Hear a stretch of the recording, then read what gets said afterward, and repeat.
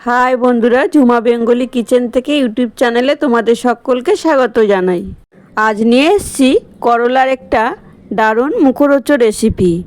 করলার এই রেসিপিটি রুটি, ভাত এসবের সঙ্গে খেতে লাগে দারুণ, কিন্তু খুবই সাধারণ একটি রান্না।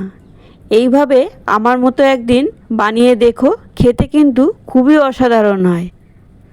যদি রেসিপিটি ভালো লাগে তাহলে একটি লাইক দিয়ে পুরো ভিডিওটি দেখার অনুরোধ রইল।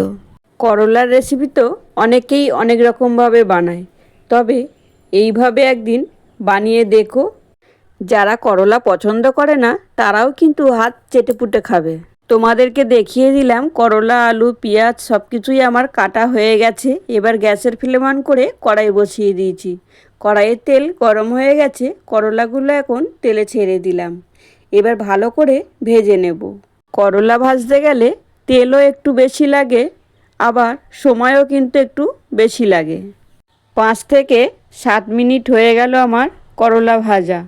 এখন দেখো করলা প্রায় অর্ধেক ভাজা হয়ে গেছে।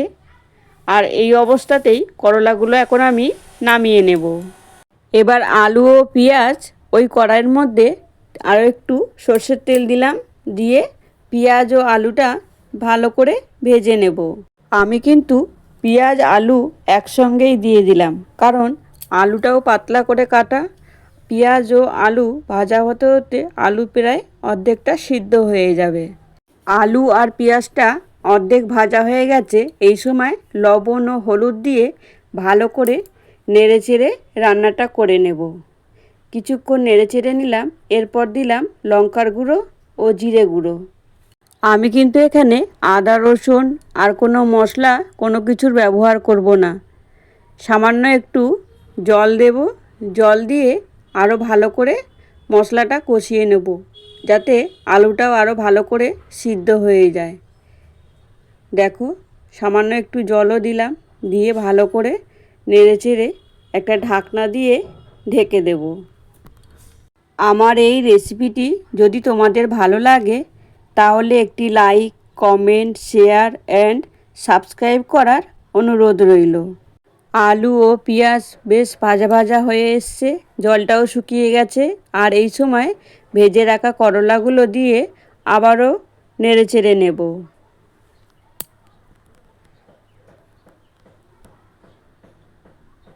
তাহলে বন্ধুরা, আজকের রেসিপি তোমাদের কেমন লাগলো একটা কমেন্ট বক্সে কমেন্ট করে জানিও, কিন্তু সঙ্গে পাশে থাকা বেল বোতামটি প্রেস করে দিও। তাহলে আমি যত নিত্য নতুন ভিডিও আপলোড করব সবার প্রথমে নোটিফিকেশন তোমাদের কাছেই পৌঁছাবে। তোমরা তোমাদের সময় মতো দেখে নিতে পারবে। তো বন্ধুরা, কথা বলতে বলতে ভিডিওর অনেকটাই আমার এগিয়ে গেছে। তাহলে বন্ধুরা, মশলা ভাজা করলা আমার রেডি। এবার একটা সার্ভিং বলে সার্ভ করে নেব। দেখো কত সুন্দর না হয়েছে আজকের আমার এই মশলা করলার রেসিপি। দেখেই খেতে ইচ্ছা করছে। যে খায় না সেও কিন্তু হাত চেটেপুটে খাবে। আর অবশ্যই একদিন এইভাবে বানিয়ে খেয়ে দেখো, তাহলেই বুঝবে এর টেস্টটা কেমন। আর একবার খেলে বারবারও চাইবে এইভাবে বানিয়ে খাওয়ার জন্য। করলা তিতো হওয়া সত্ত্বেও কিন্তু এই রেসিপিটি এইভাবে বানালে কিন্তু একেবারেই তিতো লাগবে না। এই দিয়ে রুটি ও ভাত দুটোই খাওয়া যাবে। তাহলে বন্ধুরা, আজকের ভিডিওটা আমি এখানেই শেষ করলাম। ফিরে আসছি আবারও এক রেসিপি নিয়ে। এখন সকলে সুস্থ থেকো, ভালো থেকো, সকলকে ভালো রেখো। আর এতক্ষণ সময় তোমরা আমার পাশে থেকে পুরো ভিডিওটা দেখার জন্য অসংখ্য ধন্যবাদ।